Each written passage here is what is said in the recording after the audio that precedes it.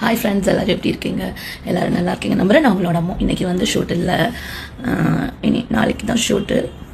On voice வரும்போதே தெரியும் இது ஏதோ ஒன்று காலையில் தூக்கிட்டு வருதுன்னு. அப்படி எல்லாம் இல்லை, எனக்கு என்ன சுற்றி நடக்கிற விஷயங்கள் எனக்கு பேசாமல் இருக்க முடியாது.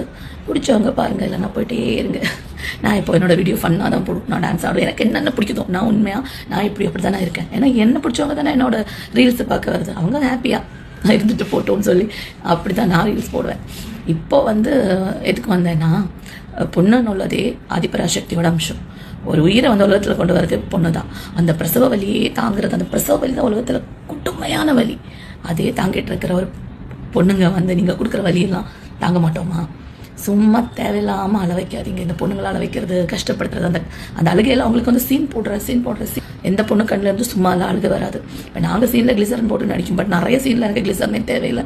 எனக்கே நிறைய விஷயங்கள் சும்மா யோசிச்சாலே அப்படி நம்மளுக்கு அழுக வரும். சரி, அதெல்லாம் விடுங்க. எதுக்கு வாழ்ந்துட்டு போட்டோம்? எதுக்கு ஒரு பொண்ணு வாழ்க்கை அழிக்கிறேன்? போய் தேவையில்லாமல் பிடிக்கும், இவங்களே வந்து இவங்களுக்கு பிடிக்கும்னு சொல்லுவோம், இவங்களுக்கே தேவையில்லாதாயிடுச்சுன்னா அப்புறம் வந்து அத்தனை இதுவும் அவங்களே பிளேம் பண்ணுறது.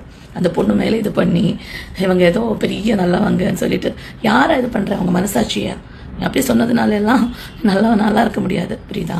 ஒரு பொண்ணை அழ வச்சா, கஷ்டப்படுத்தினா அதுக்குள்ளே தண்டனை. உண்மையாக இருந்தால் அதுக்குள்ளே தண்டனை உனக்கு கண்டிப்பாக உண்டு. கடவுளை வந்து அவருக்கு நம்பிக்கை இல்லாமல் இருக்கலாம். கடவுள் வந்து ஒரு வேலை விடுமானெல்லாம் எனக்கு தெரியாது, விட மாட்டாங்க. அதான் என்னோட நம்பிக்கை.